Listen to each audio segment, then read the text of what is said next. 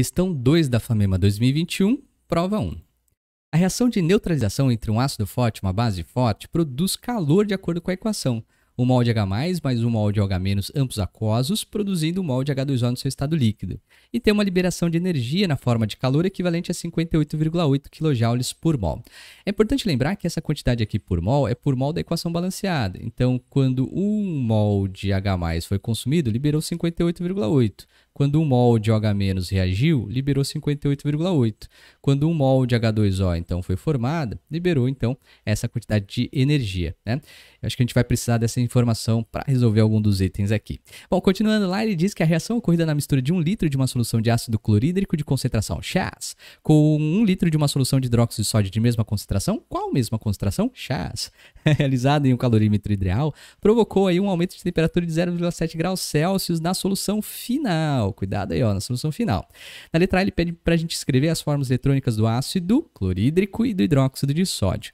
É importante lembrar, quando ele fala para a gente da fórmula eletrônica ou para fazer a fórmula eletrônica, ele pode pedir de uma outra maneira. Faça a fórmula eletrônica ou a fórmula de Lewis. Lembra lá que o Lewis era o cara que gostava dos pares eletrônicos, né? Então, fórmula eletrônica ou fórmula de Lewis é aquela que vai mostrar os elétrons da camada de valência sendo compartilhados, né, com os ametais, com os átomos dos ametais. O ácido clorídrico, então, nós temos aqui, o hidrogênio só tem um elétron na camada de valência, o cloro, sendo ele da família 7A, um halogênio, ele possui 7 elétrons. Então, tem 7 com mais 1 compartilha 8, fica estável segundo o octeto. O hidrogênio tem 1, compartilha um segundo, fica com 2, também estável segundo o octeto, beleza? Cuidado com algumas resoluções, porque às vezes aparece o seguinte, ao invés de eu colocar um elétron de frente para o outro, eu posso colocar um em cima do outro aqui, formando parzinho. Dá na mesma, né? Um elétron era, vou colocar aqui, ó, o hidrogênio de outra cor. Então, o hidrogênio aqui tem o seu elétron e o outro elétron é do átomo de cloro. Dá igual, é exatamente a mesma maneira de escrever a fórmula eletrônica, a fórmula de Lewis, tá? Uma coisa importante, não sei no manual da FAMEMA, mas o manual da FUVEST indica pra gente, quando for fazer a fórmula eletrônica, utilizar a simbologia sempre igual, porque elétron é elétron. Não é porque o elétron é do hidrogênio que ele é diferente, elétron é elétron. Se você for representar por xizinho, é xizinho para todo mundo. Se for aí representar o elétron por uma bolinha, é bolinha para todo mundo, tudo bem? No hidróxido de sódio, aí nós temos uma relação diferente, né? Porque ele é um composto do tipo iônico, é formado por íons, Na+ e OH-. Então, nós temos aqui o sódio, ele é um elemento da família 1A, ele é um metal alcalino, tem um elétron apenas na camada de valência. Quando se transforma no cátion Na+, então ele perdeu o único elétron da valência. A fórmula eletrônica, a fórmula de Lewis, sempre descreve os elétrons da camada de valência. Se o sódio não tem, então não há o que representar. Agora, o ânion OH-, aí sim nós temos vários grupos para serem representados, né? Então, nós vamos ter aqui hidrogênio, oxigênio. Lembrando que ele recebeu um elétron aqui do sódio. Então, nós vamos ter o oxigênio com 1, 2, 3, 4, 5, 6, que é dele, recebe mais um, 7, né? E compartilha 1 com o hidrogênio aqui, 8, beleza? E o hidrogênio tinha 1, compartilha um segundo, fica com 2, está estável segundo o octeto. Então, nós temos o grupo aqui, OH-, tudo bem? Beleza? Então, tomar cuidado na hora que for fazer a fórmula de Lewis, a representação de Lewis para os compostos iônicos. Bora para o item B. Ele fala para a gente, considerando que a densidade das soluções utilizadas seja equivalente, né, igual a 1 kg para cada 1 litro, e que o calor específico da solução resultante seja equivalente aí a 4,2 kJ por quilograma graus Celsius. Determine a concentração da solução de ácido clorídrico utilizada aí nesse experimento. Então, bora lá.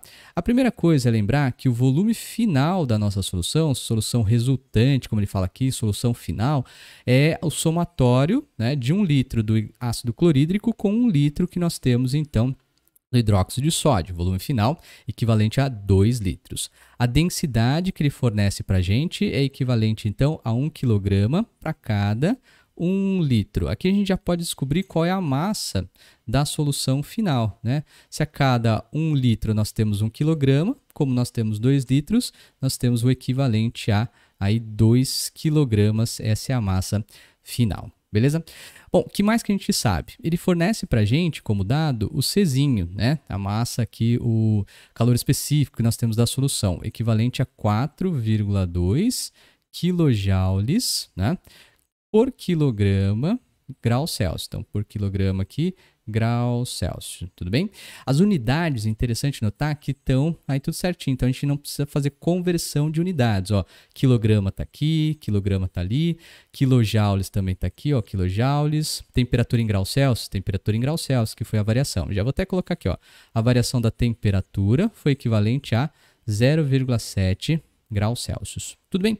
Bom, juntando essas informações, a gente pode jogar tudo isso no Q-macete, né? Então tá aqui a quantidade de calor é igual à massa vezes o calor específico vezes a variação da temperatura. Então a gente vai descobrir aqui qual foi a quantidade de calor envolvida na mistura dessa solução.